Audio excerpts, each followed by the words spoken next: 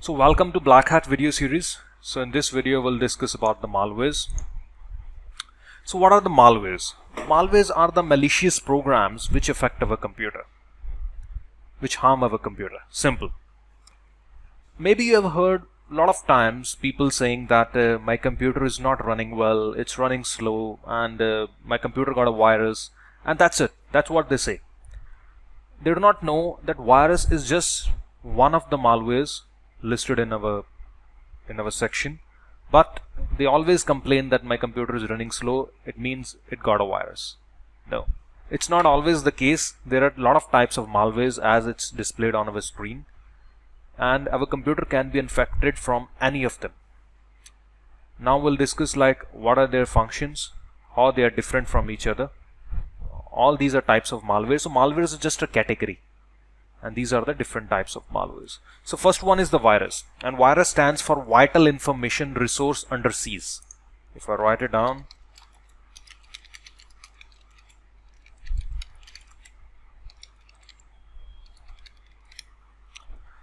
now what's the job of a virus is, like if someone is designing a virus or developing a virus, what it could do when you send it to someone's computer is maybe it could delete their files, maybe it could slow down their computer, maybe it can infect their computer, maybe it could keep on restarting their computer. Point is that it will just give a damage to their computer, nothing else. The point is hacker will not gain anything by damaging someone's computer. That's the thing which people understood very soon. That's why viruses were more popular till in the 90s or till 2002, 2004, 5 maximum. And after that, now it's rare that you'll see a virus nowadays.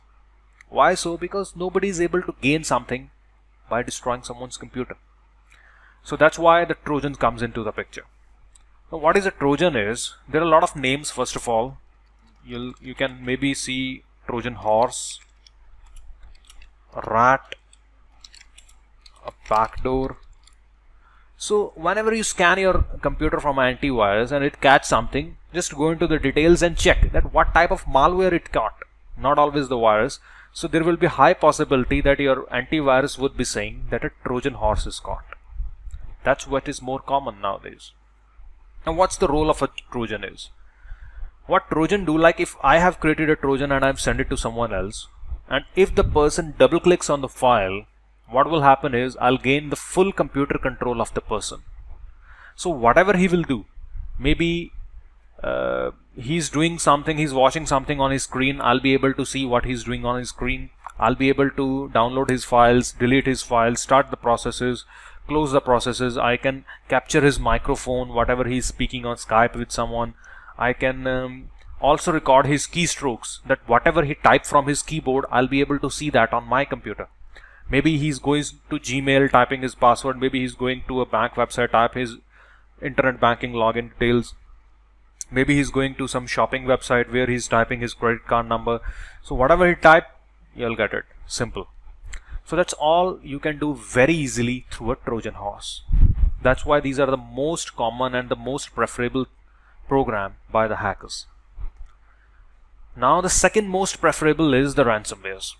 Now what a ransomware is also built with the same way. You just have to create it from a software and send it to someone else, but its working is different. So when someone will double click on your ransomware which you have designed and send it to someone, it will just lock down all the files, all their personal files in their computer. Now it commonly affects to business people more. Why so? Because their files are more important than money. So they have a lot of important business documents, pictures, personal pictures, etc., which are more important to them, which they do not want to lose. And it just displays a picture on their desktop that if you want to retrieve your files back, you have to pay that much money in this account. So till the point you do not pay the money, it cannot retrieve back. Now you might be thinking that is there any way to retrieve our files back, or is there any way the victim will be able to retrieve their files without paying us? The answer is no. He cannot retrieve it back. He have only two choices basically. Whether he have to format his computer, clean it means, in that case even he'll lose his files, or he have to pay the hacker. Only then he'll be able to retrieve the files back. Now the fourth one are the adwares. Now adwares are something for the advertisement purposes they are built. Like whenever we install some softwares, that softwares also install some more free softwares in our computer, like some toolbars, etc.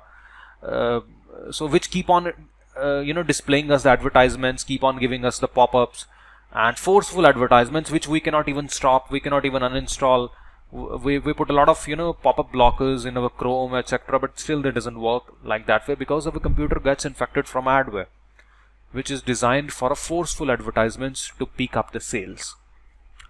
So they're not much harmful for our computer basically, because their main role is advertisements. The fifth one is the worms.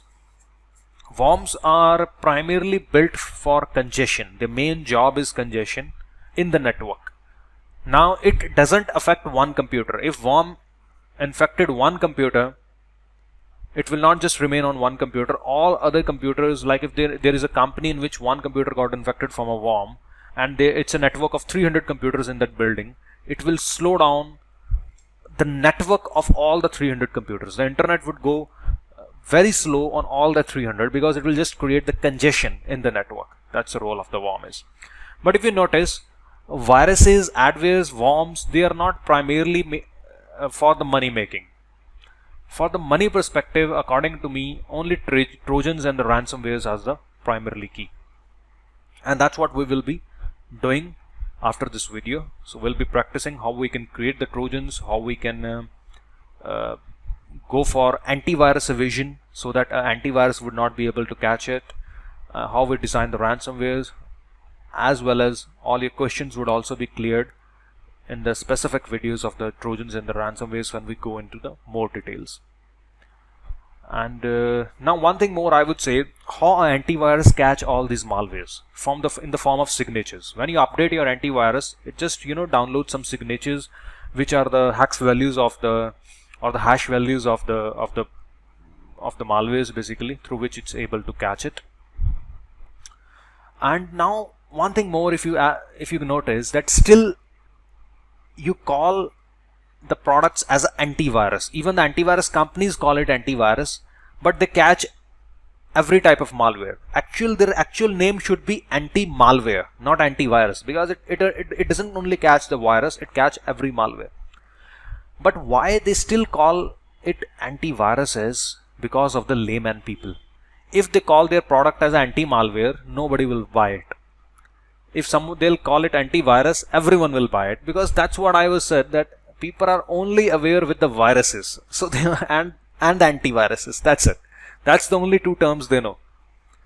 But we have to skip the viruses; they are no more required. We have to skip the adwares and the worms because they are not related to our money making part. So the next video, let's continue about the Trojans and the ransomwares. So thank you for watching. Bye bye.